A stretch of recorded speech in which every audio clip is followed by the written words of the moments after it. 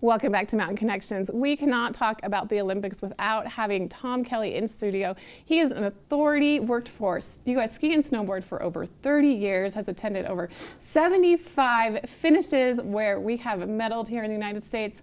He knows what he's talking about, and now he has launched his own PR company called Tom Kelly Communications. His entire goal throughout his entire career has been to support athletes, and he is doing just that. And we're excited to talk to him more about his experience with the Olympics and even more. Welcome to the show.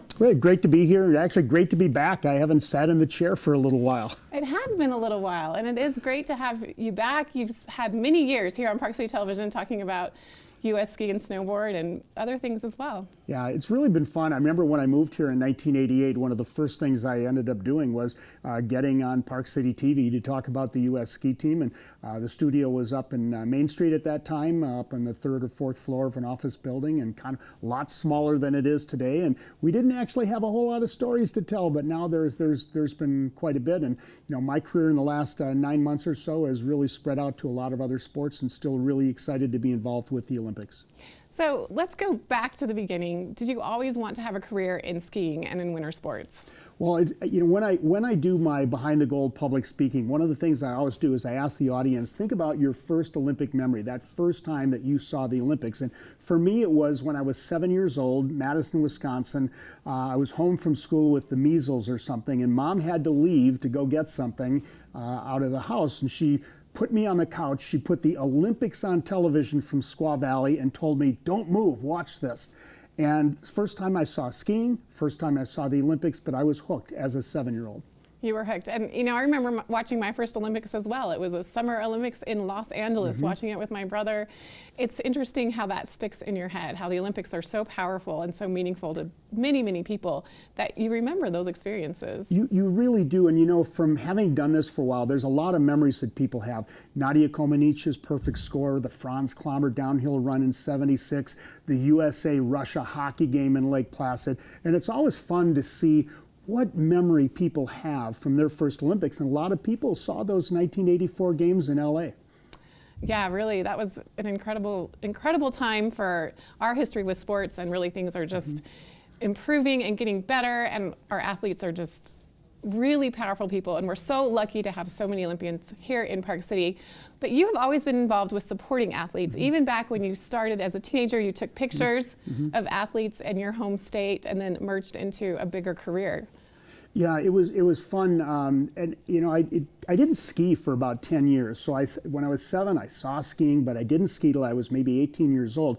But we had a ski jump in Madison, Wisconsin, and I would go out there and I would photograph, because photography was another passion of mine as a teenager.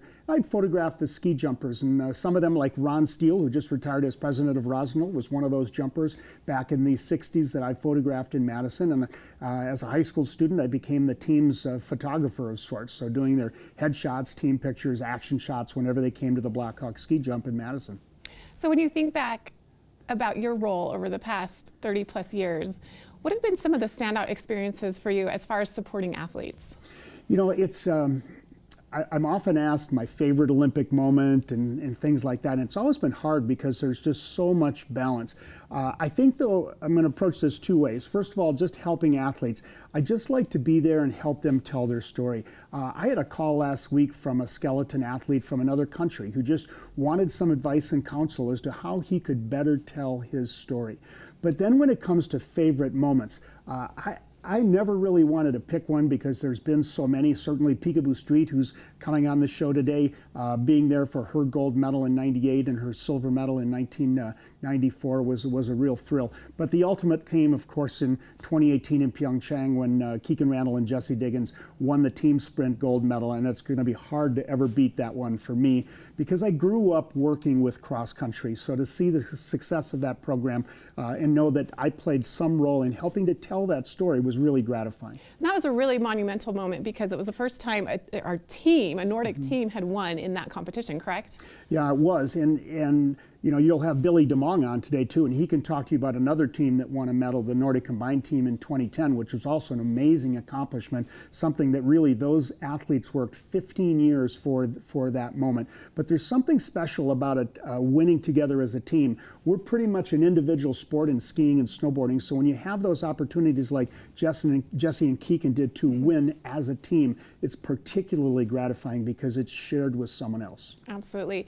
Well, let's switch gears a little bit and talk about venues. You've seen venues all over the world. What are some that stand out in your mind as being just really the ideal Olympic venue? Well, I've had the good fortune to be at 10 Olympics, 9 winter and 1 summer. The only summer was London, and I went as a fan, which was really fun. But in terms of Winter Games, there are some very specific memories I have. And when I think of the quintessential perfect Olympics, I think back to Lillehammer in 1994. I mean, this is the birthplace of the sport. Tens of thousands of fans out there. Cold winter temperatures, great venues.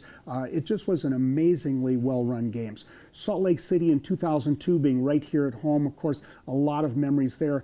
And, a lot of people might be surprised at this, but I actually thought that the Sochi Games in 2014 were among the best that I'd ever been to. They had their issues with construction and other things, but they put on an amazing show, and I really had a great feeling that we were bridging conflict by being there, and the Russians became our friends. Sadly, the government took some actions to invade the Ukraine a few days later, and that kind of threw it out the window. But on the playing field in Sochi, all of us had a really good feeling about being a part of the Olympics and what the Olympics stood for.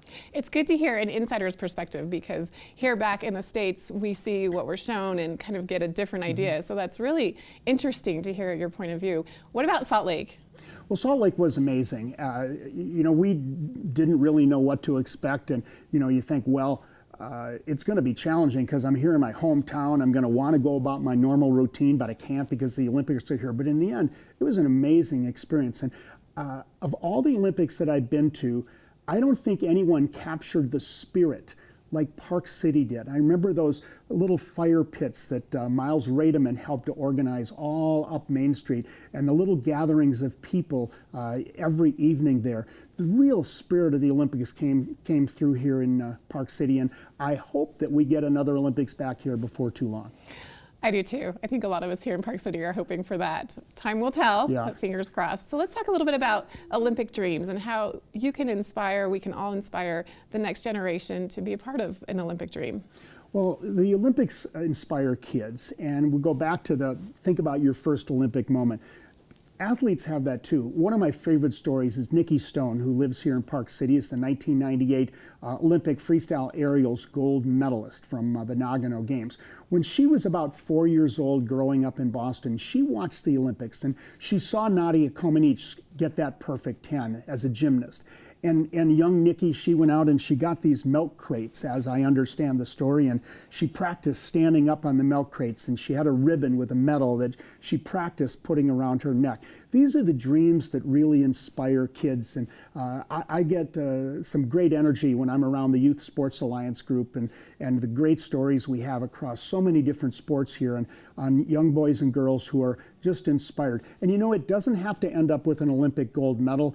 Billy DeMong will tell you that story today, as will Peekaboo Street. But it's just the participation and being able to chase a dream. That's what Olympic sport is about. And that's something that here in Park City with the Youth Sports Alliance, that's what they support, is just getting kids out, getting them to experience, feel inspired, because that will translate to other parts of their lives. Yeah, it certainly will. In this studio a few months back, we interviewed a number of young Youth Sports Alliance athletes from different sports, and having them talk not so much about the results and their times or their scores, but to talk about what sport means to them and what it does to them, how it helps them with school, how it helps them with life challenges. That to me is the real beauty of youth sport. 80% of the families in America have kids involved in youth sport, and whether or not they make it up to the Olympics, that really doesn't matter, but being able to participate in organized sport as a kid is really valuable.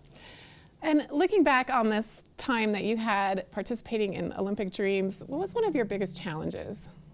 Well, I think the biggest challenge when I first got started in this is that at then the U.S. ski team, we weren't really very... Right now, I left U.S. Ski and Snowboard in June of last year, so I'm about 9 months into it and almost celebrating my first year away.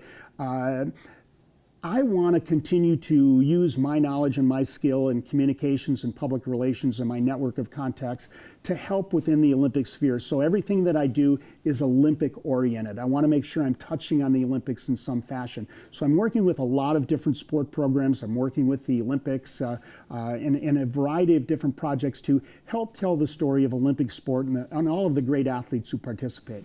How can we follow you and get more information about what you're doing? You can go to my website, behindthegold.com. That's where I share some of my storytelling. And we have the Hall of Fame in town this week, and I'm excited about that opportunity. But hopefully I'll get a chance to pop in here more often and tell some great Olympic stories. I hope so too, but exactly. You're going to be inducted in the Ski Hall of Fame. Tell us a little bit about that, and congratulations. What an honor. Well, thank you. It really is an honor because skiing has been my passion for my whole career, and to be selected amongst a great group of people to be inducted next week, also being inducted Bodie Miller, Andrew Weibrecht, Bill Jensen, a ski industry luminary, Kristen Ulmer from right here in Salt Lake City. It's a really great group of people, and to be honored by your peers is really special. The Hall of Fame has always been special for me because I have this great passion for history. I like to say history is the roadmap to the future, so you really have to pay attention to it. So to be recognized in that way is truly an amazing honor for me. Well, again, congratulations. Definitely well deserved. Well, thank you. Thanks so much for being here. You've been instrumental in bringing the Olympic spirit, not just to Park City, but to the entire country through your journey with sports, really, with the ski sports and USA Nordic, and just really an incredible journey. Well, thank you. And thanks to Park City TV for all you do to tell these athlete stories. Absolutely. We're excited to have you come back and tell us even more. Great. All right. Once again, I want to thank Tom Kelly for being here to talk to us about his journey with the Olympics, with U.S. Ski and Snowboard, what he's doing now. And again, congratulations for getting inducted into the U.S. Ski Hall of Fame. That is actually happening next weekend. And we'll be talking with Kristen Ulmer as well about that honor. So it's been great to have these champions here in studio. We have much more coming up right after this break.